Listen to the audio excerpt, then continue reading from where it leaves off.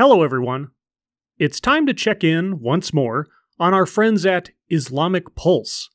What treasures of propaganda might we find there today? Let's take a look.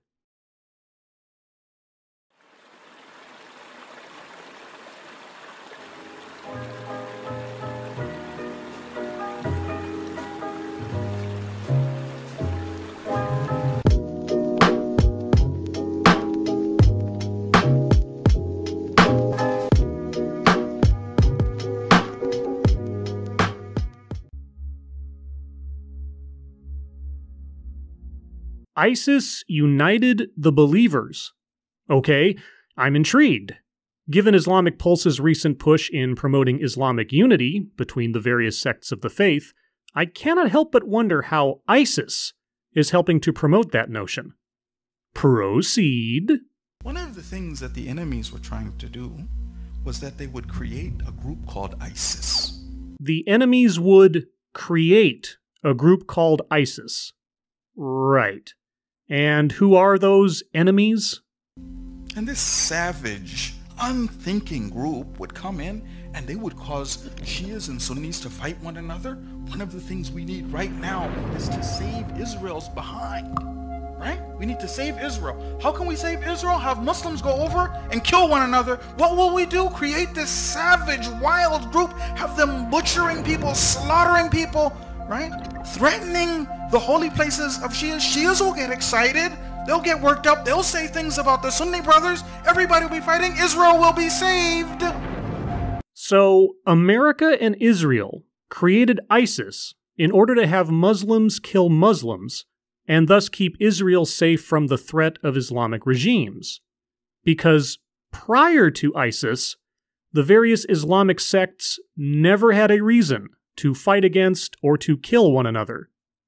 Okay, so the way to protect Israel is to destabilize the Middle East down sectarian lines, embroil American and coalition forces in an ongoing military action, foment global terrorism, and incite the deaths of thousands and thousands of innocent people worldwide, Muslim or otherwise.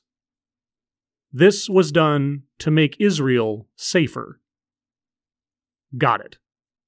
Now, while it is true that ISIS was born out of the disaster that was the 2003 invasion and subsequent occupation of Iraq, its formation was a consequence of short-sighted decision-making on the part of the Bush administration, combined with sectarian power struggles that were present in the region for, 1,400 years or so.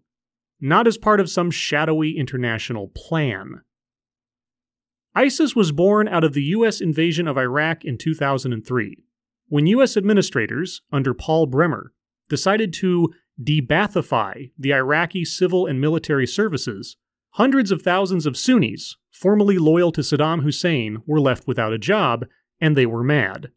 Al-Qaeda chose to capitalize on their anger and established Al-Qaeda in Iraq, to wage an insurgency against U.S. troops in Iraq. Saddam was secular, but his intelligence and military supporters were able to make common cause with the jihadis of Al-Qaeda. Camp Bucca was known as the largest and one of the toughest American prisons in Iraq. As a vicious insurgency raged across the country, Bucca's numbers swelled, but there is growing evidence that the sprawling prison was also the birthplace of ISIS. According to a CBS News investigation, at least 12 of the top leaders of ISIS served time at Camp Bucca, including the man who would become the group's leader, Abu Bakr al-Baghdadi. When Baghdadi, aged 33, arrived at Bucca, the Sunni-led anti-US insurgency was gathering steam across central and western Iraq. An invasion that had been sold as a war of liberation had become a grinding occupation. Iraq's Sunnis, disenfranchised by the overthrow of their patron, Saddam Hussein, were taking the fight to US forces, and starting to turn their guns towards the beneficiaries of Hussein's overthrow, the country's majority Shia population. The story of ISIS is a long and complex one, even beyond these short summaries I've read of its origins. If you would like to know more about the formation of ISIS, I recommend watching the Frontline documentary, The Secret History of ISIS, a link to which is in the description. You know what happened with ISIS? I remember at the time when it was the height of it and everybody was getting excited and what ISIS doing and they'd captured Mosul, then I was listening to the words of the leader and he wasn't excited. He was like, yeah, it's a fitna. The Iraqi people will take care of that. For reference, a fitna in Arabic variously means sedition and civil strife. And the person being quoted there is Ayatollah Ali Khamenei, the current supreme leader of Iran, the country Islamic Pulse is based out of.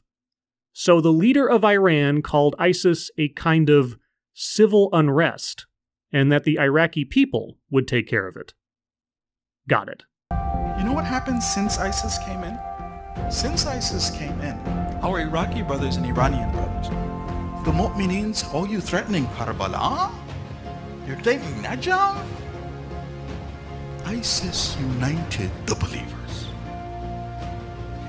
Again, ISIS united the believers. In Iran and Iraq, ISIS was the catalyst for unity between Muslims. And this is just my interpretation. The way our speaker has delivered this claim sounds a bit smug. As in, you thought you could create a group to destroy us, but ha-ha, you've actually made us unite. Joke's on you. It led to the people being trained. Now, once they finish cleaning up ISIS, and they will clean up ISIS, you've got these mu'mineen who are ready to rock and roll. Once ISIS is cleaned up, and they will clean up ISIS, and who exactly is spending billions of dollars and thousands of lives to try and clean up ISIS? Would it be the US, perhaps? If the US just wanted the Muslims to destroy themselves, why bother trying to eradicate ISIS? That aside, and I have listened to this portion several times, our speaker says that in the aftermath of ISIS, what will be left are, and I think he's saying, mujahid ready to rock and roll. A mujahid is, essentially, one engaged in jihad as a guerrilla warrior. So the end of ISIS will leave Islamic warriors ready to rock and roll. Got it. Oh, they're ready, they've been trained. Right?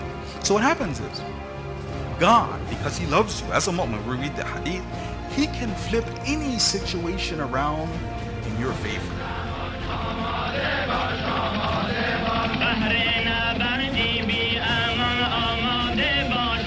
So the silver lining to the conspiracy to create ISIS, staged by the US and Israel to destabilize the Middle East and cause Muslims to kill other Muslims in order to protect Israel, is that when ISIS is finally defeated, what remains of ISIS will be trained Islamic fighters who are ready to rock and roll. To what purpose? Well, for war, I have to assume. And war against whom? Well, the enemies, I suppose.